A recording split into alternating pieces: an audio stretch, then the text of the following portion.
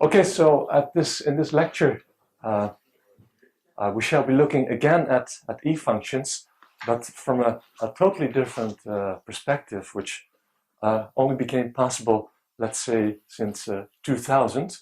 And also, well, there are a number of elements in it which are also going to be important for the story on g-functions. Well, before I start, let me remind you of some of the things we discussed yesterday. For example, the definition of an e-function, in case you forgot.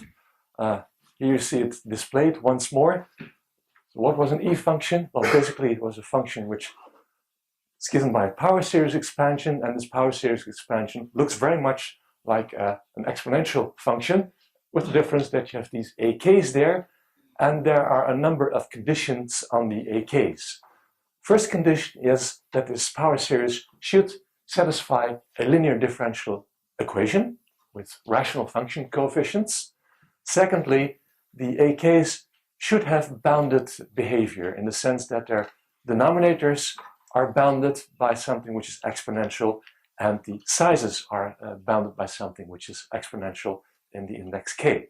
And well, more specifically, the denominators, well, the common denominators of a0 up to a k should be bounded exponentially. That's the condition for g-functions. Well, we saw a couple of examples yesterday, particularly the exponential function. We also saw the Bessel function and some confluent hypergeometric series, and the strange one which satisfied the quadratic relation.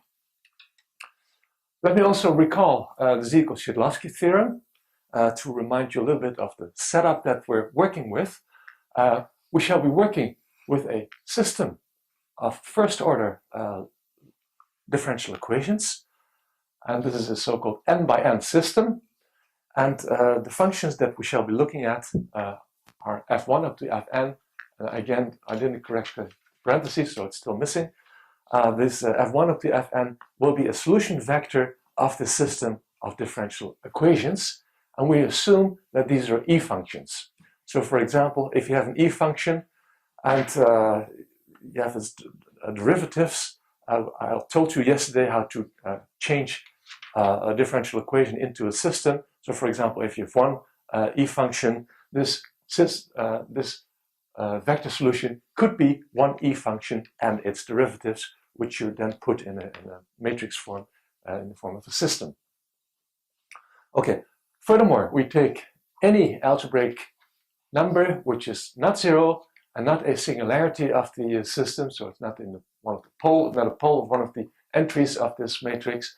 And then the statement is that the transcendence degree of the functions is the same as the transcendence degree of the values of those functions in the point alpha. Yesterday there was a question about whether this C should be there. Well, you can also put Q bar, the algebraic numbers over there. It doesn't make any difference for the transcendence degree, since these Fi's are power series whose coefficients are in Q bar. Okay, well, having stated this, I think everything that follows, you have to have this set up in the back of your mind to see what's going on. What I'd like to do now is to take a somewhat different viewpoint on these e-functions and ask a question which cannot be answered by Ziegler-Shidlovsky. So I already told you yesterday that Ziegler-Shidlovsky is the perfect transcendence statement, where the transcendence degree of the functions equals to the transcendence degree of the functions. However, it's still possible to ask questions which are unanswerable by this. So let me tell you what I mean. So let us go back to the Lindemann-Weierstrass theorem, which tells us that if you take the exponentials of distinct algebraic numbers, then they are linearly independent over Q bar, over the algebraic numbers. Okay, that's so far so good. Let me give you the following exercise. Look at the corresponding e-functions which are behind it, which are the exponentials e to the alpha z. It's a small exercise to show that those exponential functions are linearly independent over the rational functions. And here, I guess you're perhaps catching the idea. You have some linearly independent functions, linearly independent over CZ, and their values are linearly independent over Q bar. It would be interesting if we could replace these exponentials by E functions and try to formulate a similar principle. So here it is, this is the question. Suppose we have a bunch of linearly independent E functions rather than the exponentials, and take any non-zero algebraic number, plug them into the f1 up to fn, and ask whether the values are linearly independent over Q bar. That would be a straight generalization of Linnemann-Weierstrass, and it would in fact be an ideal generalization of Linnemann-Weierstrass. Question is it true? Not always. A moment's thought, I think if I give you 10, you may even come up with it yourself. It's not very hard, but here's a counterexample. So for example, let us start with two E functions that are independent, linearly independent of the rationals. And then I cook up a linear combination of 1 and f2, which are called g1 and g2. The coefficients are polynomials, and we will assume that the determinant of this corresponding 2 by 2 matrix is non-zero.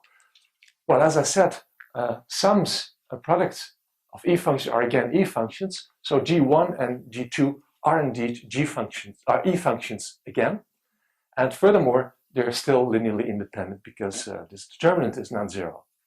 However, if I now plug in any value for which this determinant vanishes, then the resulting values will become dependent over Q bar, of course, right? So let's do that. Here's a statement. So in this way, you've cooked up a counterexample. So you should be careful with this previous question with what values of alpha you're going to be choosing. And so this brings us to the question, well, what is the true state of affairs with this question? And it turns out we have to be a little bit more careful. Okay, let us be a little bit more careful. And first, let me show you a theorem which was shown by Nesterenko and Szydlowski in the 1990s. It goes as follows. In the question that I asked, I took any E functions without requiring them to be a vector solution. Well, to be on the safe side, it's better to assume that these f1 up to fn do indeed form a vector solution of our system of some system of linear differential equations. And that's what I'll do from now on. So let f1 up to fn be a solution of this first order system. And then they proved that there's a finite set in Q bar, should be, such that for any algebraic number which is not in, let's see. Yeah, so we still assume that there are independent over the rational functions, as I did before. Didn't state it, but that's what we assume. And then there's a sort of an exceptional set in the algebraic numbers, such that if you take alpha outside this set, then the values are Q bar linearly independent. Okay, well, that's nice. However, this finite set is a little bit mysterious. In fact, it's in principle you can compute it, but it's extremely hard to do it. In order to compute this set S, you have to be aware of the complete differential ring, which is generated by the f1 up to fn. You have to be aware of all possible algebraic relations, functional relations that exist between f1 up to fn, before you can even think of computing this exceptional set S. So it's a mysterious set which is very difficult to compute in many cases. So, well, it's a nice theorem with the problem that you don't know what S is precisely.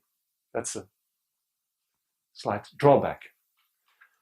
So this was the state of affairs, and this question remained more or less. And as I said, the proof still uses the Ziegel-Szydlowski method. Now, in order to resolve this, to get a grip on S, or maybe just get rid of S in some way, you should use something different, something which works, well, differently or better, depends on your point of view, from the Ziegel-Szydlowski method.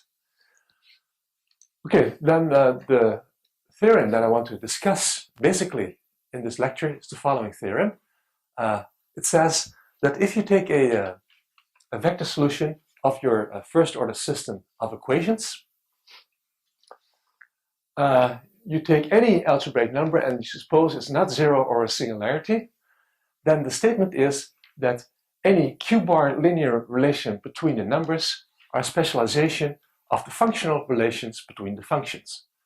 So if you find a numerical relation with algebraic coefficients between the function values, then I know for sure that there is a functional relation between the functions, such that if I plug in z as alpha in this relation, I will get this numerical relation back. Right? And this is sort of the ideal situation. And you also see now that this set S, which was the mysterious set in the Nestorenko-Szydlowski theorem, has now simply become a set 0 plus the singularities of the differential system. So that's an improvement, I would think. It's also, well, it's a thing that I proved in 2004. And well, this morning Matt was discussing, well, precisely, I would say, the analog, which was called the ABP criterion, where you have these positive characteristic functions, and where numerical at t is theta relations basically come from functional relations. So this is the precise analog, and it also has the same here, by the way, I noticed. So this is more than a coincidence, you might say. There are several corollaries to this statement. Oh, perhaps I should say that the only difference is that in the ABP criterion, you're required to substitute one specific value, namely this t is theta. Of course, work in progress is going on where this is generalized, as I understand it. Here, it's possible to take any choice of specialization. Okay, there are several corollaries. For example, if the functions f1 up to fn, if they are linearly independent over the rational functions, then their values are always linearly independent over q bar, which is good. And at the end of this lecture, I shall give a sketch of a proof of this using some principles that I developed during the lecture.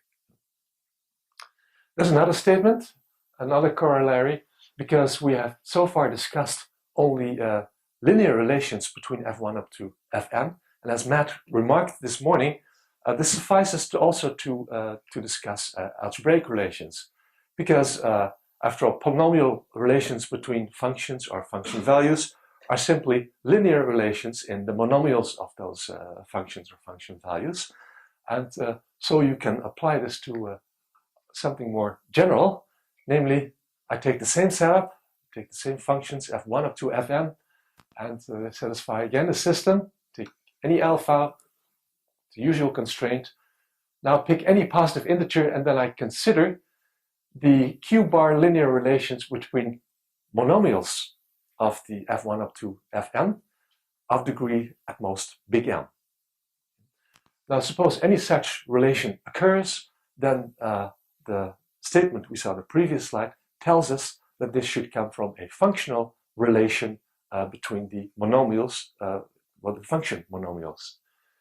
And the reason is that the monomials of those functions of degree at most m, there are many of them. I think, here's the formula, where is it? Oh, I think I had the formula somewhere, but okay. There's a formula for it, and it's a big vector, but the nice thing is if you take a monomial and differentiate it, then with the product rule, well, one of the functions is selected to be differentiated, but through the original equation, you can replace it with a linear combination of the original f1 up to fn, so you end up with another combination of monomials of degree at most m once more. So this vector of monomials in the fi's is basically a solution vector of a huge system of first order differential equations. So that's why you can apply the theorem.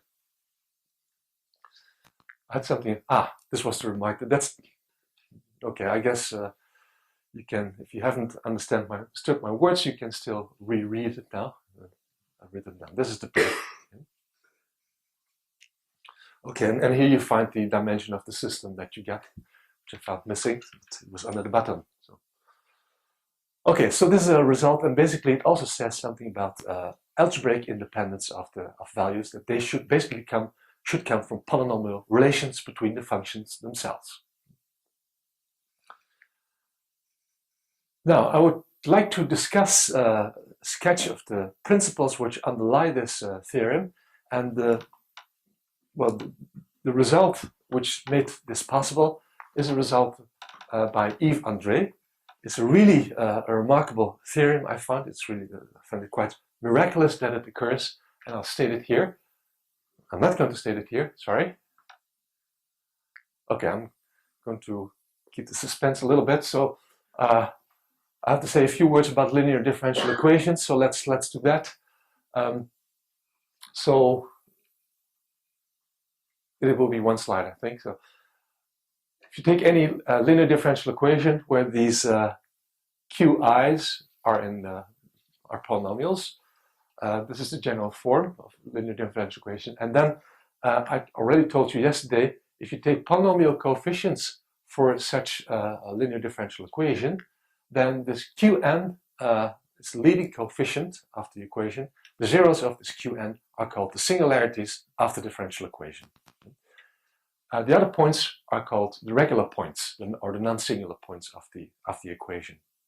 Now, I want to remind you of a theorem of Cauchy, a very classical theorem, which tells us that if you are at a non-singular point, then you can cook up a basis of power series solutions in terms of z minus a. And you know that solutions of a linear differential equation form a vector space, linear vector space of dimension n, and in fact there's a one-to-one correspondence between the solutions and the basically c to the n, which is given by assigning to the solution the value at a and its derivatives, and then this correspondence is 1-to-1 if you're sitting in a non-singular point. This makes sense, of course, because if you prescribe the derivatives, the first n minus 1 derivatives at the point a, then through this differential equation, the value of the nth derivative at a is determined because this qn a is non-zero. And by recursion, you can then get the n plus first derivative, n plus second derivative. So you see that these values really fix the power series solution at that point. So that's why this correspondence is 1-to-1. Okay, so there are also these singularities, and I want to pay special attention to one sort of singularity. The thing is that Cauchy's theorem tells you that if you are at a regular point, you have a basis of holomorphic solutions. Yeah? Well, the converse need not hold. It is possible that at some point you have a basis of holomorphic solutions, whereas the differential equation has a singularity. And we'll see a number of examples of that. And okay, well, this is fine. So it may happen that you have a singularity despite of the fact that at some point you have a basis of solutions. This may happen, for example, if all the holomorphic solutions at z is a have 0 at the point a. And if you think about it a little bit, then you must have a singularity there. Because if all the solutions have 0 at the point z is a, then if you apply this correspondence, you see that ya is going to be 0.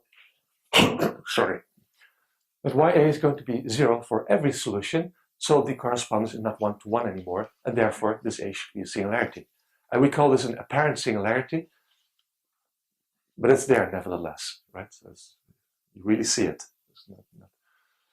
Okay, this is a remark that I wanted to make because it's going to be important for the rest of the story.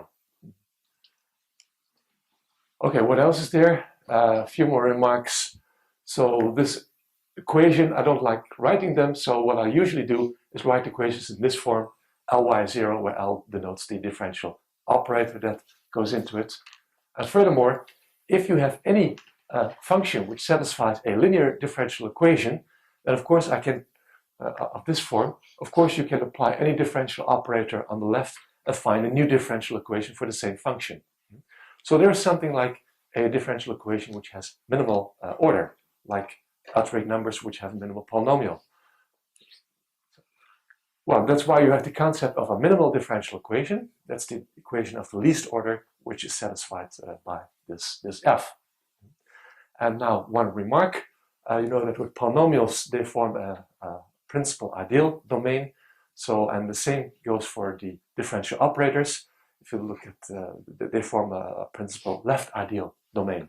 So, which means in practice, if L is a minimal differential equation, then if you take any differential equation which is satisfied by f, then this L1 should be the original minimal one where you have applied another extra operation to it, which is completely similar to the minimal polynomials for algebraic numbers.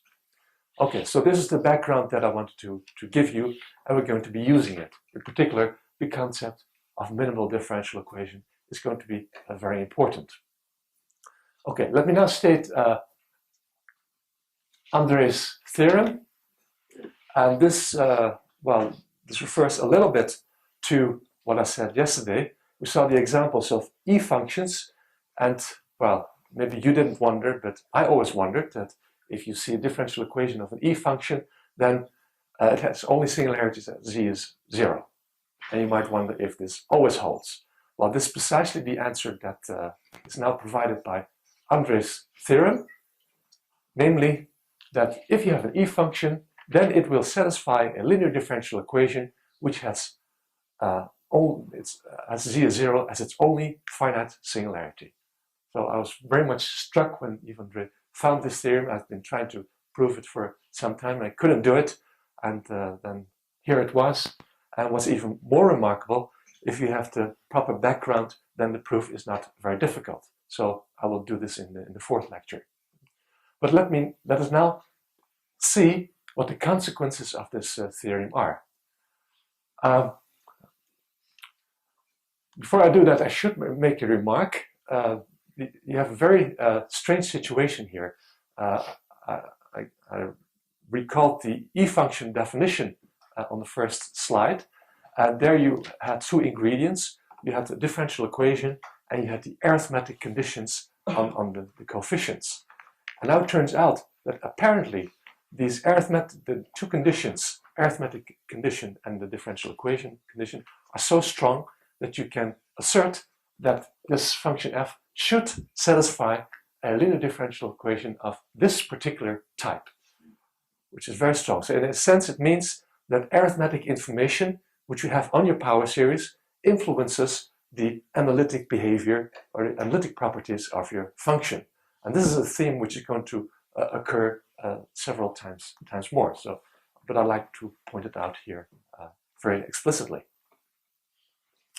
Okay, I always wonder what's on the next slide. One remark is that this equation that Andre has here need not be the minimal differential equation. So that's something to be distinguished. Let me give an example.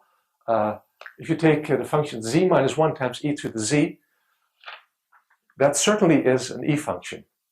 But it's not an E, well, of course, it's a little stupid to look at it. If you're interested in randomness, you just take e to the z instead of z minus 1 e to the z. But according to the definition, z minus 1 times e to the z has equal rights. It's also an E function, so we should consider it.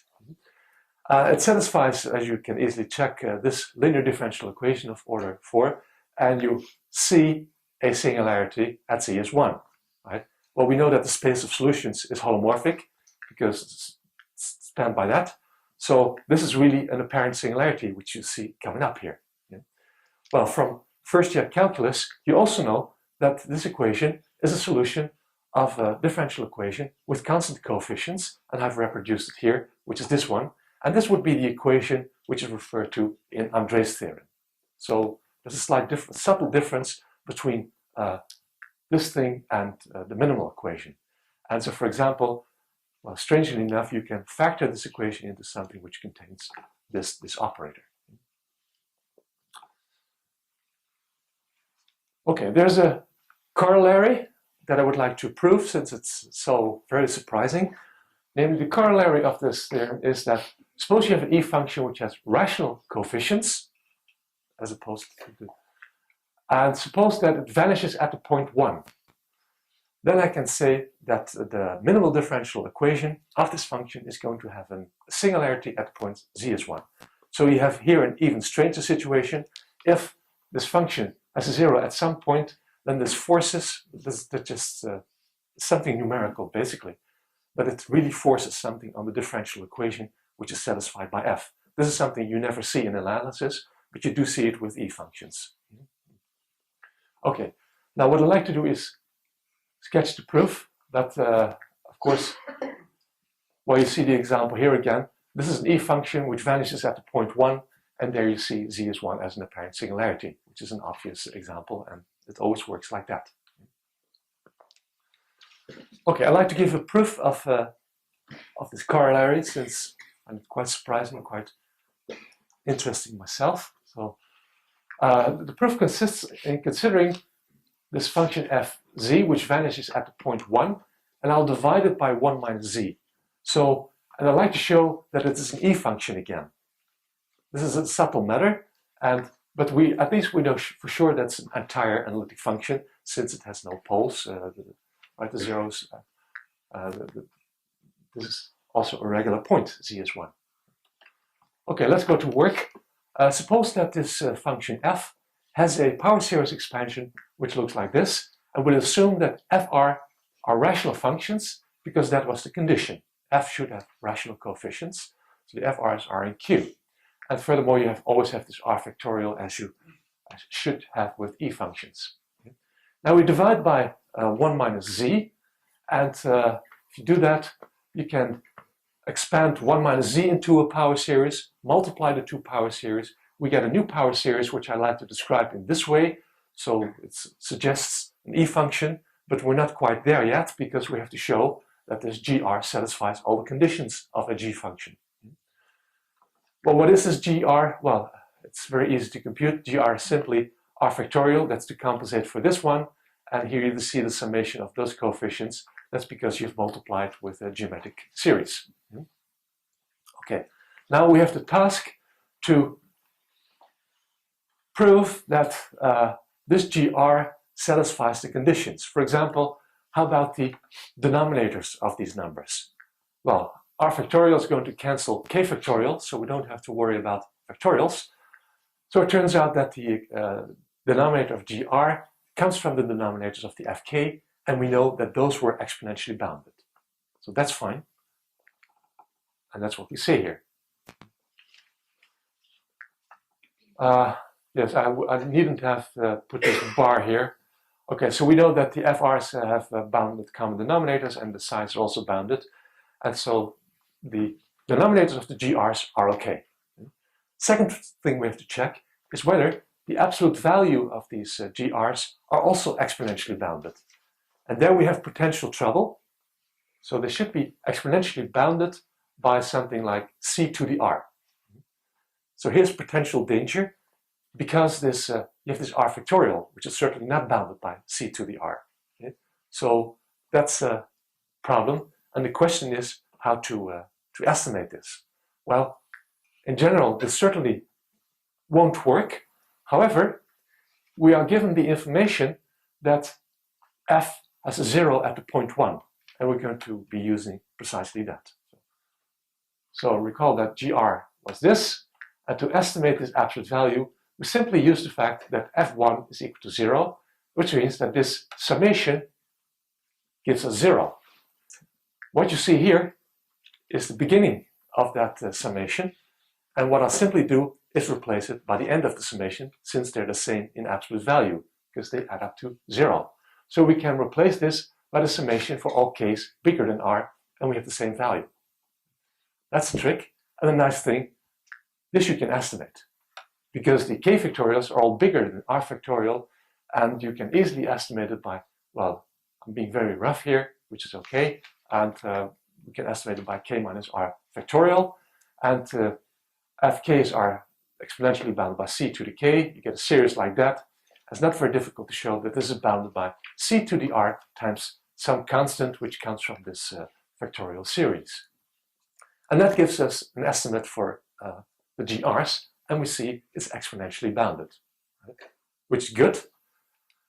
And observe that we have heavily used this fact, and observe that to show that this f divided by 1 minus z, we also heavily use the fact that the coefficients are in Q, because here we have one single estimate which we have obtained, and if these FRs would have been algebraic numbers, we would have had to do the estimate also for the conjugates, but there you have danger, because if you take the conjugate coefficients of the FRs, this needn't have happened. So that's why it's essential to have coefficients in Q. So there are some subtleties which underlie this proof. Okay, so this is an E function. Now, let's finish the argument. What have we got? So, this was the remark I made. We know that this is an E function, so by Andre's theorem, we know that it will satisfy a linear differential equation with z 0 as the only singularity. So no singularity at z is 1.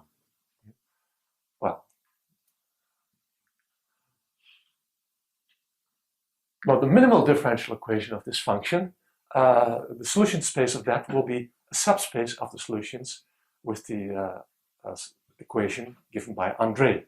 So it will consist of holomorphic functions. So the minimal equation of this has a space of solutions which consists of analytic holomorphic solutions around z is 1. Okay? Now there's a very easy way to go from the differential equation for this function to the original minimal differential equation for f, namely by multiplying these solutions with z minus 1, all of them. And this gives us a space of solutions of the minimal equation for this. And since we get the solutions of them by multiplication of all holomorphic solutions by z minus 1, this means that the minimal equation of f is going to have a space of solutions which all vanish at the point z is 1. And I explained to you earlier that despite the fact that you have a basis of holomorphic solutions, if they all vanish at the point z is 1 should be a singularity. I think I got that. And okay. And this means z is 1 is an apparent singularity.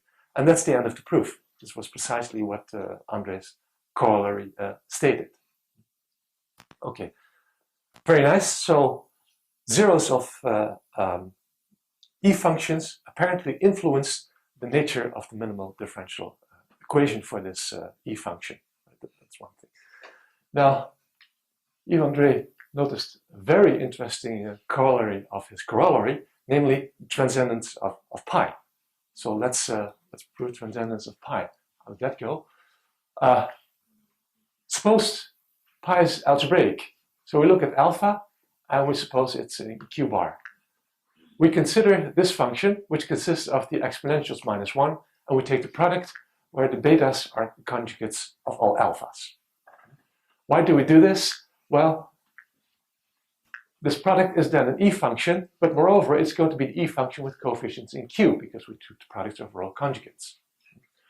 Furthermore, it vanishes at point 0, because alpha is among the conjugates of alpha. So we have this information, and now Andre's theorem applies. But on the other hand, you also know that fz is a linear combination of exponential functions. If you multiply them out of this sort, and from again from first year calculus, you know that linear combinations of these functions will satisfy linear differential equations with constant coefficients. And I've explicitly given it here, and this d denotes the differentiation operator. This equation has constant and coefficient no singularities. On the other hand, this information here tells us that the minimal differential equation should have a singularity at z is 1. And therefore we have a contradiction on these two lines. And this proves that pi is a transcendental number. I still find it a very miraculous proof, and it's basically a mix of, well, we'll see what is behind it anyway.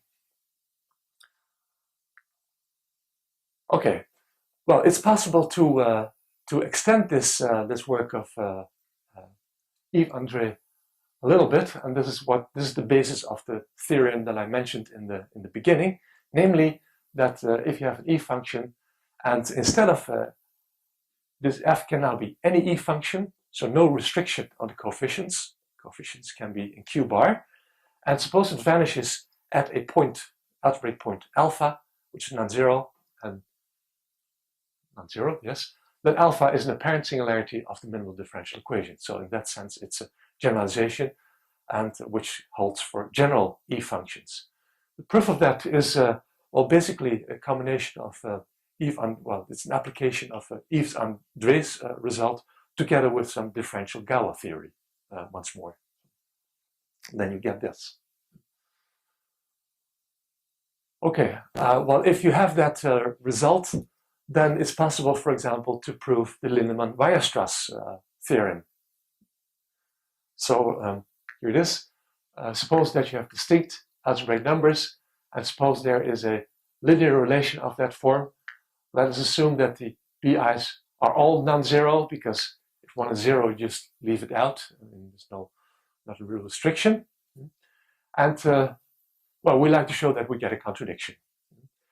Well, if you read carefully what was on the previous slide, then you see that this function over here, that's an e function, and if we plug in z as 1, then we get 0. So this is an e function which vanishes at point 1. But the point is now this is an e function whose coefficients are in q bar, so they're certainly not in q, so we have to use the more general result. So it means that this f has a singular point at z is 1, and now we invoke our first year calculus once more, because a linear combination of functions like that should have as minimal, should be of the form given here, which is a differential equation with constant coefficients, so certainly not the singularity at z is 1. Once more, we have a contradiction, and this proves the Lindemann-Weierstrass theorem, which is a one-page proof of that theorem. Well, once you get the knack of this, the idea, then life becomes quite simple. You can start to generalize everything. So, for example, let's go to the original theorem that I mentioned in the beginning, namely linear relations between values of e functions. So here it is. Suppose you have this vector solution of an n by n system, and suppose that they are linearly independent. Well, the theorem in the beginning, it was said that numerical relations follow from functional relations. I will simplify things here a little bit and assume that the functions are linearly independent. Okay, so we take any non-zero algebraic number which is not a singularity of the system, and we suppose that there does exist a linear relation over q bar. Now, if you paid attention with the last slide, it's clear how to proceed from this point onward. Namely, you simply construct polynomials p1 up to pn with the constraint that they have the correct values at the point alpha, and such that the minimal equation for the differential equation of this linear combination does not have a singular point at z is alpha. Okay, so first of all, you should be able to get a contradiction this way. So if you have this fz and you have a linear combination like that, where the polynomials at the point alpha are the bi's, then this is a function which specializes at alpha to this value here, which is 0. So this function has a 0 at the point alpha, and therefore its minimal differential equation should have a singularity at alpha. On the other hand, always, whatever the choice of the pi's is. On the other hand, you see that this is a very mild restriction. You only insist something on the values of the polynomials, but for the rest you can take any polynomials you like. So there's a tremendous amount of freedom in choosing these polynomials. And well, of course, you would say that, well, it should be possible to choose them in such a way that the minimal differential equation for this function, fz, well, doesn't have a singularity at z as alpha. It would be very strange if any linear combination of this type with any choice of p1 up to pn would produce a function whose minimal differential equation has a single point at z as alpha. Of course, you can never tell, but it would be very strange if this happened. So what you have to do now, that indeed it's possible to construct the p1 up to pn in such a way that this will have a minimal differential equation without a single point at z as alpha, and that will give you your contradiction. Well, I asked myself whether I should give the details, but I guess if I give the details, then I won't add too many new things to it, so I will not give the details of this choice. But what you have to do, basically, is something which is similar to what we did with the cyclic vector lemma that we had yesterday. What you have to do is start with this linear form, take its derivatives, and hope that the resulting linear forms all become independent. So basically, we're repeating the proof of the cyclic vector lemma here with the extra condition that you want the coefficients of the cyclic vector to satisfy this and this at the same time. But again, the amount of freedom allows you to do that, and it's possible to succeed and therefore get a contradiction. And this then proves, well, basically the corollary which was stated at the beginning. And then proving the general theorem, which was at the beginning, is well, it's just a variation on this, which is not too difficult.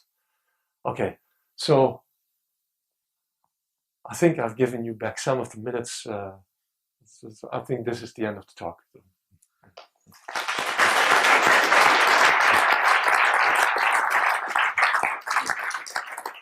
And